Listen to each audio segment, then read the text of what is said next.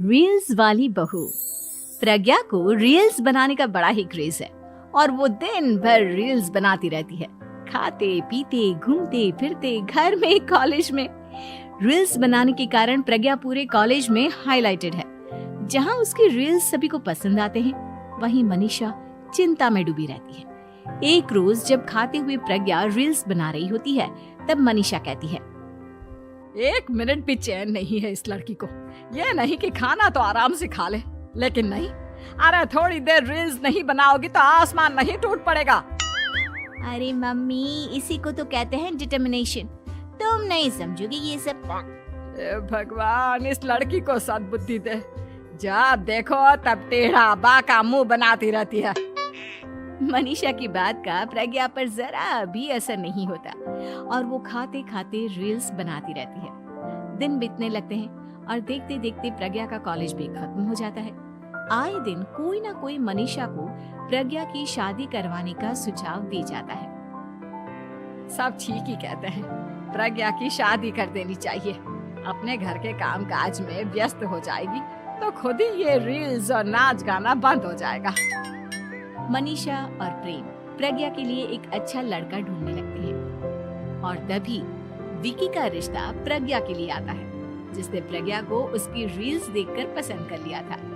अगले दिन विकी अपने माता पिता के साथ प्रज्ञा के घर पहुंच जाता है और प्रज्ञा साड़ी पहने हाथों में चाय की ट्रे लिए उनके सामने आती है।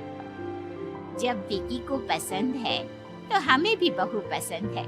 बहन जी, आप बारात की तैयारी कीजिए। एक बार लड़का लड़की अकेले में बात कर ले तो अच्छा रहेगा। हाँ हाँ, क्यों नहीं।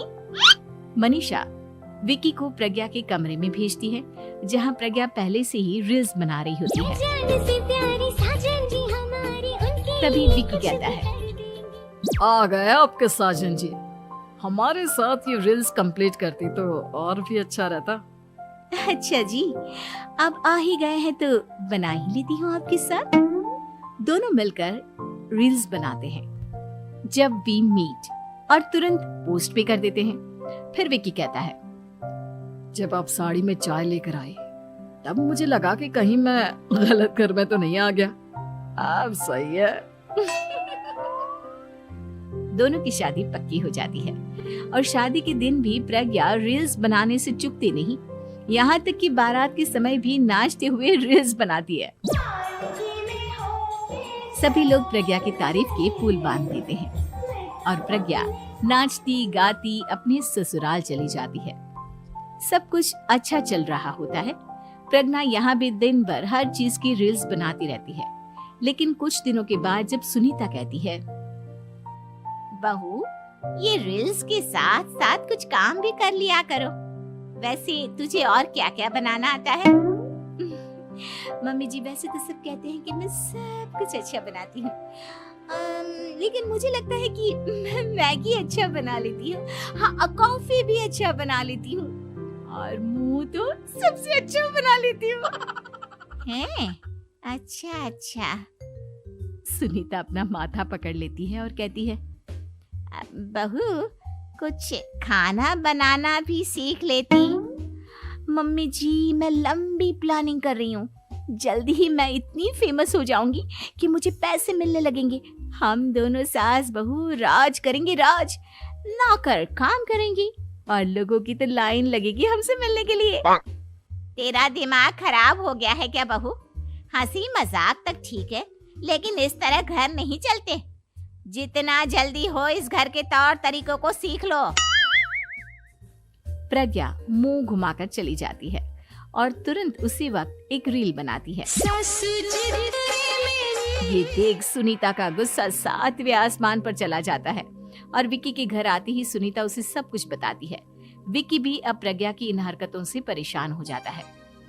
तुम टेंशन मत लो मम्मा, मैं देख लूंगा। विकी कमरे में जाता है तो देखता है कि प्रज्ञा रील्स बना रही है। विकी बड़े ही प्यार से प्रज्ञा से कहता है, प्रज्ञा, इन सब के लिए मैं तुम्हें मना नहीं कर रहा हूँ, लेकिन फिर भी हर वक्त तो ये अच्छा नहीं लगता ना। समझने की कोशिश करो, मुझे भी तुम्हारा थोड़ा वक्त चाहिए। मैं जब ऑफिस से आता हूँ तो मुझे समय देने की जगह इसी में लगी रहती है। तुम ज्यादा ही सोच रहे हो। तुम भी मेरे साथ रील्स बनाओ ना, तुम्हें भी बहुत अच्छा लगेगा। तुम्हें इज्जत से कोई बात समझ में नहीं आती क्या? दिमाग खराब हो गया है तुम्हारा इस चकाचौंध से। अगर तुमने अपना रवैया नहीं बदला तो मैं तुमसे दूर चला जाऊंगा। तुम ही रिश्ता लेकर आए थे, मुझे लड़कों की कमी नहीं थी और ना आज है।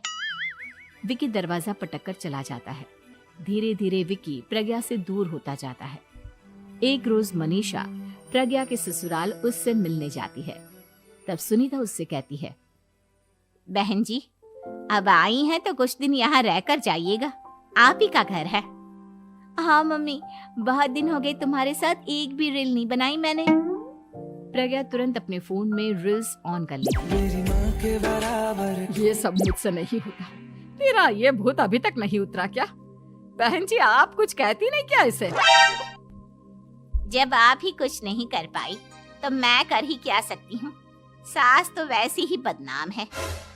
शाम को घर की लाइट चली जाती है और मनीषा प्रज्ञा से कहती है, मेरे घुटनों में बहुत दर्द हो रहा है, तू लाइट का कुछ इंतजाम करना बेटा।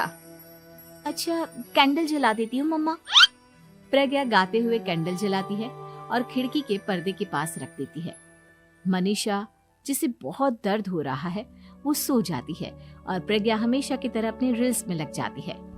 उधर कैंडल की वजह से पर्दा आग पकड़ लेता है और मनीषा के कमरे में आग लग जाती है।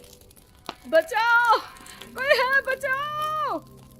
सभी भागते हैं और विकी कमरे की आग बुझाने में लग जाता है, लेकिन तब तक मनीषा आधी जल चुकी थी। मनीषा की हालत देख प्रज्ञा रोने लगती है। विकी मनीषा को तुरंत हॉस्पिटल ले जाता है और उसे एडमिट कराता है। विकी प्रज्ञा से कहता है, देख लिया ना, तुम्हारे इस नाच गाने की वजह से आज तुम्हारी माँ की जान जाते जाते रह गई।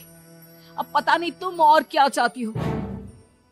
उधर डॉक्टर कहते हैं, इनकी हालत बहुत नाजुक है, आधे से ज्यादा जल चुकी है।